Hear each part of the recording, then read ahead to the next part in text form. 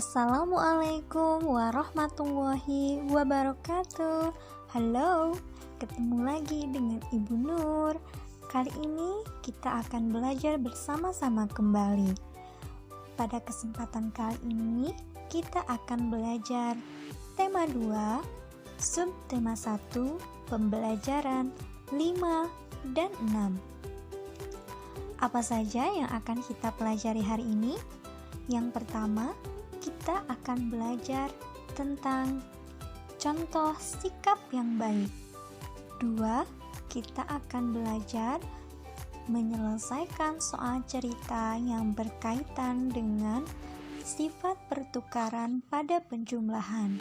Yang ketiga, kita akan belajar tentang amanat atau pesan dalam sebuah dongeng. Hari ini kegiatan di sekolah Dayu melanjutkan bermain peran. Ceritanya berasal dari dongeng Bunga Melati yang Baik Hati yang ada pada pembelajaran 4 sebelumnya.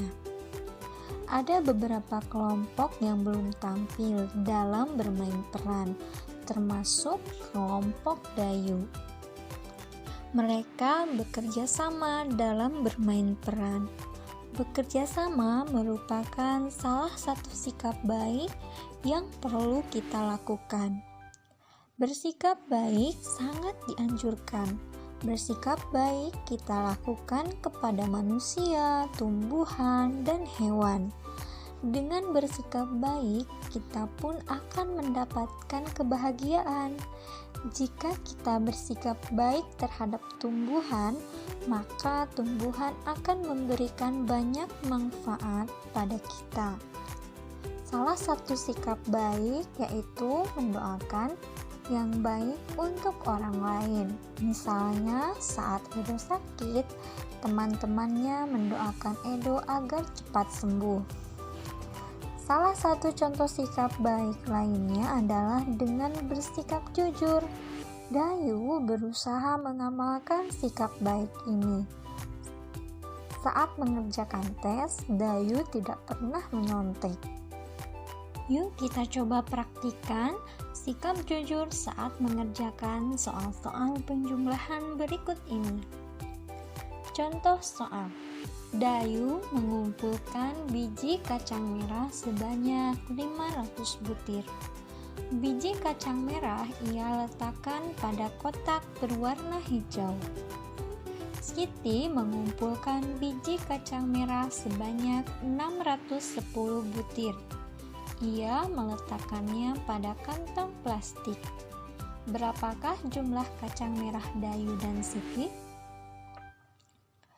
Untuk menjawabnya berarti kita harus menjumlahkan 500 ditambah 610 sama dengan 1110. Jadi jumlah kacang merah Dayu dan Siti adalah 1110 butir. Jika tempat menyimpan kacang merah Dayu diletakkan dalam plastik, kacang merah Siti diletakkan pada kotak berwarna hijau, berapakah jumlah kacang merah Dayu dan Siti? Untuk menjawabnya, berarti kita akan menjumlahkan 610 ditambah 500 sama dengan 1110. Jadi, jumlah kacang merah Dayu dan Siti tetap 1110 butir. Sehingga 610 ditambah 500 sama dengan 500 ditambah 610. Selanjutnya, coba kalian selesaikan soal-soal cerita yang berkaitan dengan penjumlahan pada halaman 40 sampai dengan 42 di buku tema.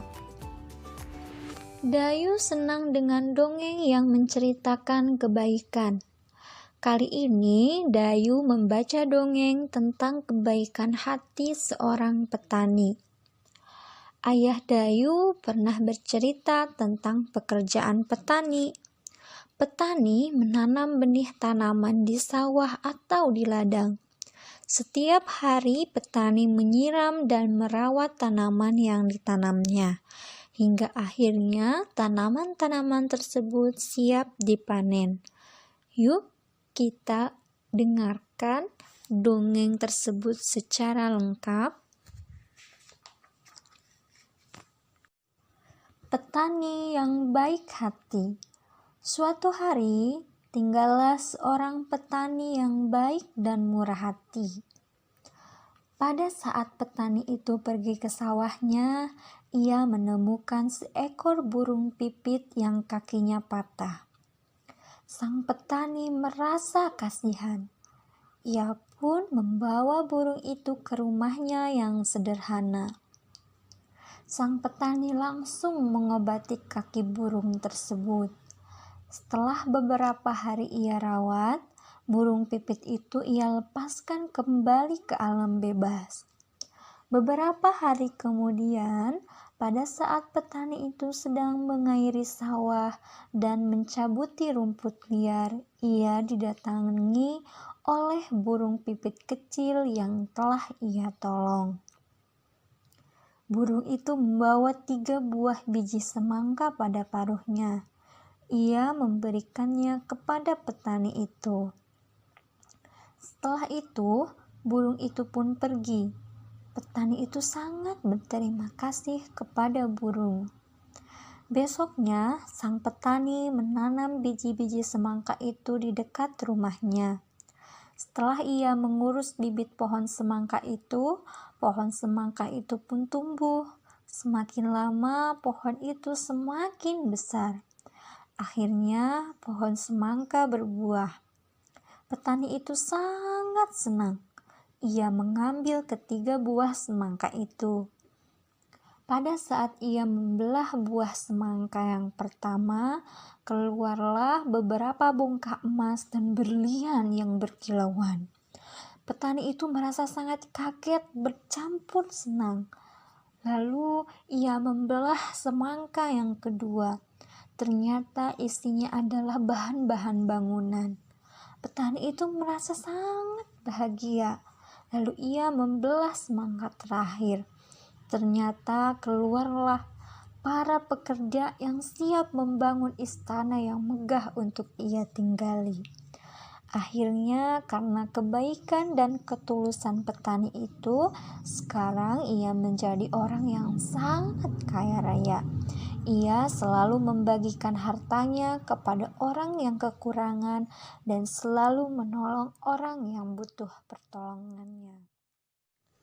Nah, demikian dongeng tentang petani yang baik hati. Dari dongeng tersebut, kita bisa mengambil pelajaran bahwa kita harus tulus dalam menolong sesama makhluk hidup. Sekarang, coba kalian tuliskan pesan yang terdapat pada dongeng petani yang baik hati. Tulis di buku catatan kalian ya. Demikian pembelajaran kita kali ini. Terima kasih. Dadah. Wassalamualaikum warahmatullahi wabarakatuh.